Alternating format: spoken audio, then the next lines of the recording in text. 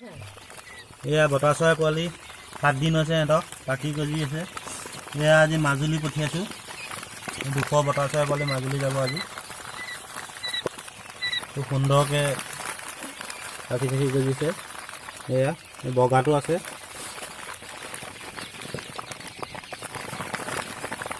মোৰ ঘৰ গোলাঘাট। মোক হোৱাটছআপত মেছেজ কৰিব পোৱালিৰ কাৰণে, ফোন কৰিব। সদায় ৰিচিভ কৰিবলৈ দিগদাৰ হয়, এনি টাইম মোলৈ ফোন আহি থাকে। বৰ্তমান বতা চৰাই পোৱালি আমি যোগান ধৰি আছোঁ সকলো ঠাইলৈকে। প্ৰায় ঘৰৰ পৰাই নিয়েহি। এমাহৰ পিছৰ পৰা আমি বতা চৰাই পোৱালি হোম ডেলিভাৰী দিব পাৰিম। কিন্তু জাপানীজ জাত পোৱালিৰ কাৰণে যোগাযোগ কৰিব, মোক ফোন কৰিব। ফোন নাম্বাৰ ডিছক্ৰিপশ্যনত দিয়া আছে। ইহঁতি 45 দিনৰ পিছৰ পৰা কণী পাৰিব আৰম্ভ কৰে। কণী আৰু মাংস দুয়োটাই হয়। ভালদৰে মন কৰক।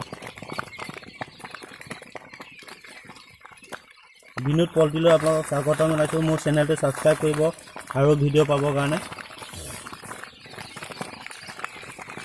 সকলো লোকেল মুৰ্গী, টাৰ্কি, বতা চৰাই, চিল্কি পাখি, চিটিৰ পাখি এইবোৰ চব পাব আৰু এমাহৰ পিছৰ পৰা।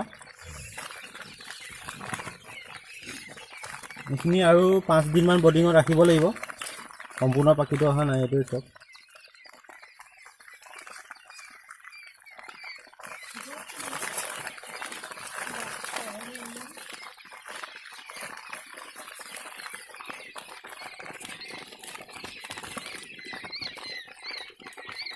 এনেকুৱা কৰি মোৰ চেনেলটো ছাবস্ক্ৰাইব কৰিব। বতা চৰাইৰ বিষয়ে জানিব বিচাৰিলে সকলো ধৰণৰ আপডেট দিম মই।